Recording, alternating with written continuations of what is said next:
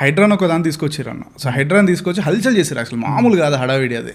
So ఇప్పుడు ఎందుకు Hydraa silent అయిపోయింది? అండ్ ఇంకోటి ఇప్పుడు తీసుకున్నా కూడా హైడ్రా వల్ల పేదల ఇళ్ళే కూలిపోయినాయి, పెద్దల ఇల్లు కూలిపోతలేదు అన్న ఒకటి ఇది కూడా వచ్చింది. ఇంకోటి social media like pages, party pages కానీ నార్మల్ సోషల్ మీడియాలో తీసుకుంటే అక్కడ ఉన్న వాళ్ళందరూ ఏడుస్తారు, అసలు రేవంత్ రెడ్డి ఎందుకు ఎన్నుకున్నాం రా నాయన, మా ఇల్లుని తీసుకొచ్చి మా గుడిసెలు ఉన్నాక ఇల్లుని తీసుకొచ్చి రోడ్ల మీద పడేసిండు, అనవసరంగా ఎన్నుకున్నాము అని చెప్పేసి ఇది కూడా ఉందన్న.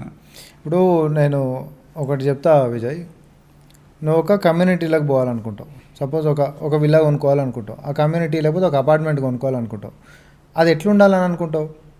కమ్యూనిటీ నీట్గా ఉండాలి, తర్వాత అందరు మంచి నేబర్స్ ఉండాలి, ఎట్లాంటి కమ్యూనిటీ, తర్వాత నీట్నెస్ విషయం తీసుకున్నా, లేకపోతే అందులో ఎవరైనా సపోజ్ క్రిమినల్స్కి సంబంధించిన వాళ్ళు, లేకపోతే చీడ పురుగులో, లేకపోతే ఇంకొక అసాంఘికమైనటువంటి కార్యక్రమాలు చేసేటటువంటి వాళ్ళు ఉంటున్నటువంటి కమ్యూనిటీలకు నువ్వు పోతావా?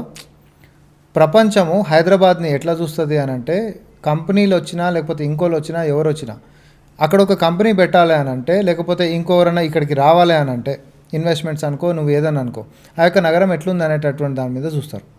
ఓకే, ఈడ ఉంటున్నటువంటి చెరువులు మొత్తం మాయమయ్యేటటువంటి అక్రమాలకు పాల్పడుతున్నటువంటి వాళ్ళు ఈరోజు సెకండ్ ఫేజ్లో ఆ స్టోరీలోకి వస్తాయి. ఎందుకంటే ఎవరితో ఏడిపించరు, ఆ వీడియోలు ఎవరు తీపిచ్చారు, దాన్ని వైరల్ ఎట్లా బూస్ట్ చేసిరు,